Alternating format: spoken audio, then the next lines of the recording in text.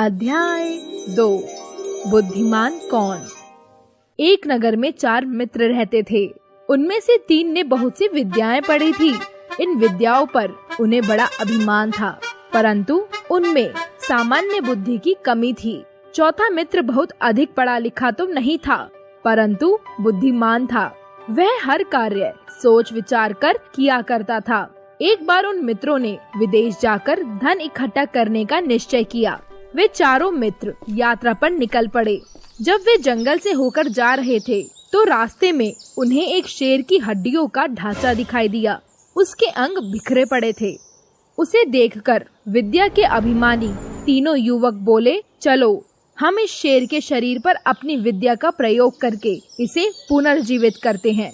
एक ने अस्थियों को सही क्रम में लगाकर अस्थित पंजर तैयार कर दिया। दूसरे ने अपनी विद्या का प्रयोग किया और उसके ऊपर मांसपेशियां लगा दी तथा चमड़ा लगाकर शेर का रूप दे दिया। तीसरा युवक उसमें प्राण डालने के लिए तैयार हो गया। तभी चौथे मित्र ने कहा, ठहरो, ऐसा मत करो।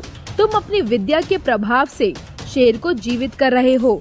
कुछ विचार तो करो कि इसका परिणाम क्या होगा। वह शेर जीवित होते ही हम सबको मारकर खा जाएगा। विद्या के अभिमानी उन युवकों को अपनी विद्या का दिखावा करना ही था। उन्होंने अपने मित्र की बात नहीं मानी। तब चौथे मित्र ने कहा, यदि तुम्हें अपनी विद्या का चमत्कार दिखाना ही है तो दिखाओ, परंतु एक क्षण ठहर जाओ। जब मैं इस वृक्ष पर चढ़ जाऊं, तब तुम इस शेर को जीवित करना।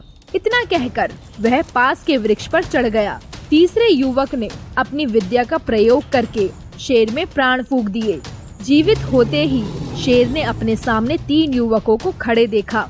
उसने झपटकर तीनों युवकों को मार डाला और पेट भरकर अपने रास्ते चला गया। शेर के जाने के बाद चौथा युवक वृक्ष से उतरा। उसने सोचा, शास्त्रों और विद्याओं में कुशल होना काफी नहीं है, लोक व्यवहार को समझना तथा अच्छे बुरे का ज्ञान होना भी जरूरी है। विद्या में शक्ति तो बहुत है, परंतु उस शक्ति का बुद्धिमानता पूर्वक प्रयोग करना अति आवश्यक है, अन्यथा वह शक्ति हमारा ही विनाश कर सकती है।